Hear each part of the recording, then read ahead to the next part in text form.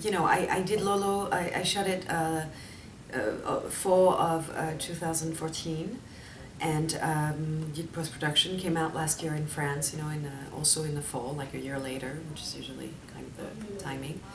And I wanted to do a broader French comedy, but in a sense broader, what I meant is I wanted visually for it to be, you know, no too much camera movement. I wanted something kind of like pretty image and kind of pretty, kind of almost tricking people into this kind of look of it. Look, the package is very mainstream, you know, visually. But like sometimes the content is not always completely like typical mainstream film. There's a little bit of, you know, stuff in it that's not completely, you know, but it kind of, like, I kind of sold, you know, it kind of worked as a main film in France, you know, as a mainstream film in France. So it came out and did quite well, so it was good. I like, you know, I like doing more indie films, more personal films, and then more mainstream was also quite a lot of fun for me. What is it like to do everything? And I ask that quite sincerely because each of the jobs conflicts with each of the others. Yeah, it's not necessarily, you know, it's very different. I really believe like writing and directing can be very different, and acting is different, composing music is different. You know, just producing as well, the more like, you know, aspect of, you know, putting films together, which sometimes I'm part of in smaller films and stuff. And especially my films, I was involved with almost all of them in the production side. It's a lot of work. It's a lot of work. It's a lot of, and what I'm learning as years go by is to actually delegate. Because the truth is, I don't just do, you know, I bring t-shirts on set that I want people to wear. I bring props I like, that I find in flea markets.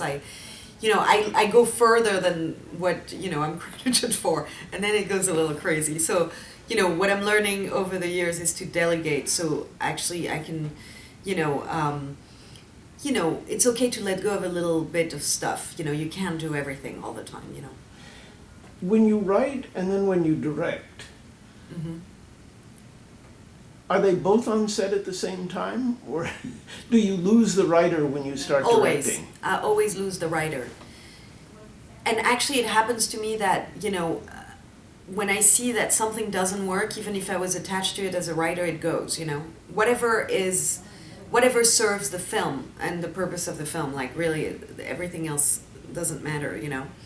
And then when I'm acting, and then when I go into the editing room, I also let go of, I know that's going to sound weird to say that, since I'm doing everything, you would think my ego is like crazy, but actually I let go of the ego, of the acting ego, and, you know, if there's a scene where, you know, I really like myself, but it doesn't serve the film, or, you know, or somehow the scene doesn't work, even though I like my performance, for example, and the ego of the actress would be like keeping it in the film, I end up cutting it, because what's first comes first is, you know, I become the director again, and, you know, I kind of let go of all the other stuff, so.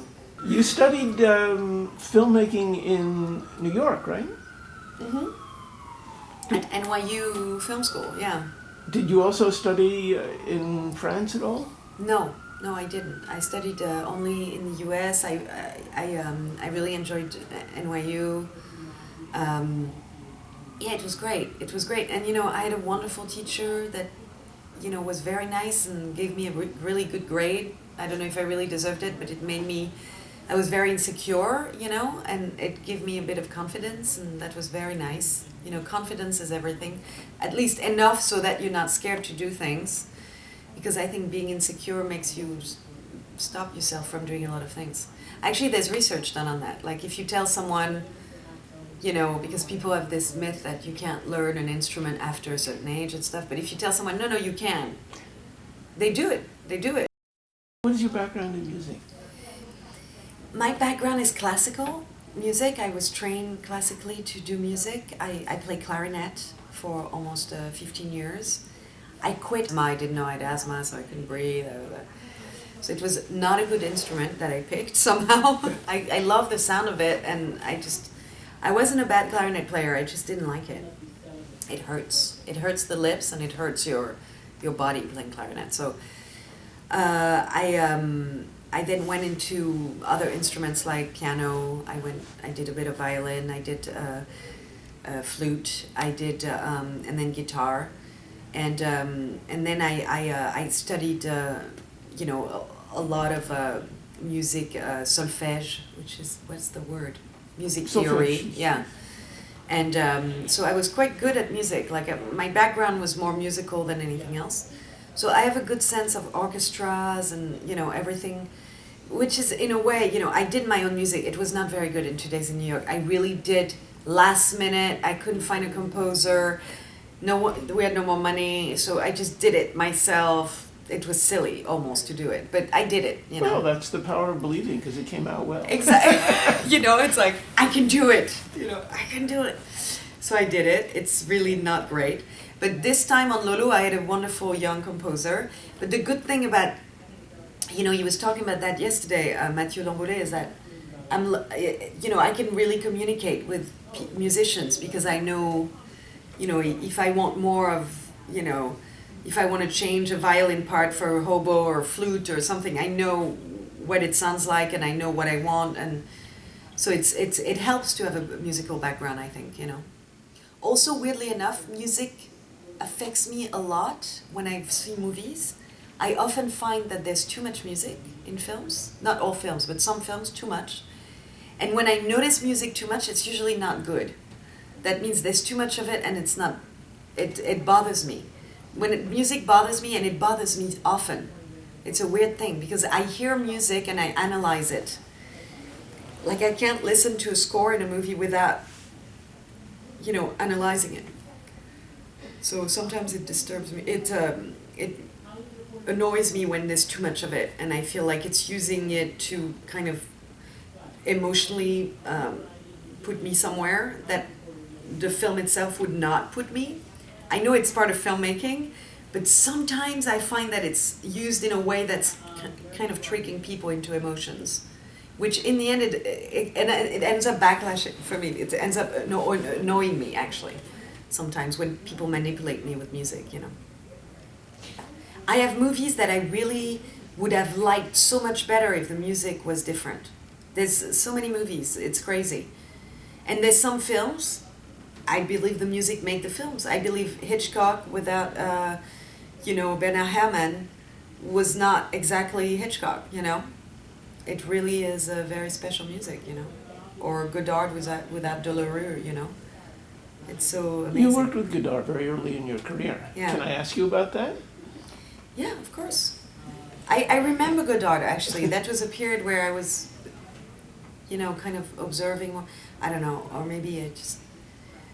Yeah, I loved working with him. He's extremely smart. It's like working with a scientist. It's actually more like working like a scientist or a philosopher than working with a director. His approach to cinema is not like a usual kind of filmmaker. It's more like a scientist. And in what way? Not that I know many scientists, but I mean, I am friends with a few scientists, and Godard reminds me more of a scientist than a...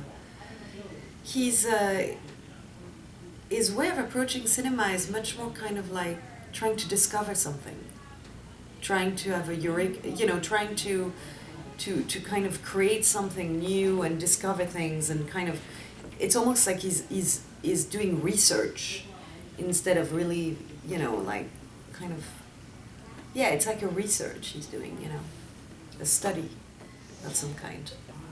And you know, I love his films, you know. And what was he like to you as a young actress? He was very nice. He was very, very nice, very kind. I was young and quite insecure. I mean, very insecure. And actually, he's a very kind person to insecure people, because he knows that he has that quality that he wants to help insecure, but people that, he's the opposite with people that are full of themselves. So he can be really cruel and mean sometimes, but only to people that are almost too self-secure. Then he goes a little funny with them, but with people that are insecure, he's very sweet. Tell me about the future. What do you have in mind? Are you working with some of the same actors in France, America? No, my next film is I think it's going to be a British film. It British? looks like it. Is this the first? Yeah. But it's actually going to be French, a lot of French money, mostly French money and UK. And it's a drama. Because I like making comedies, I like being crazy and goofy, I like being the clown. But I also have a side of me that's like a little darker, you know? So I like to go back and forth. And I haven't been able to express my dark side very much. Sadly, because it's good to express your dark side. Probably better, healthier than being the clown. Well, you have a little dark side in your comedy. Yeah, I would say Lolo is not all fluffy and cute, you know, the film. So, yeah, I like the dark, you know. I think dark is funny. I think dark is a great way to approach, to mix dark with comedy. I think it works really well. Here's Julie Delpy as Violet in a shot from her new film Lolo that was just screened at the Rendezvous with French Cinema at the Film Society of Lincoln Center.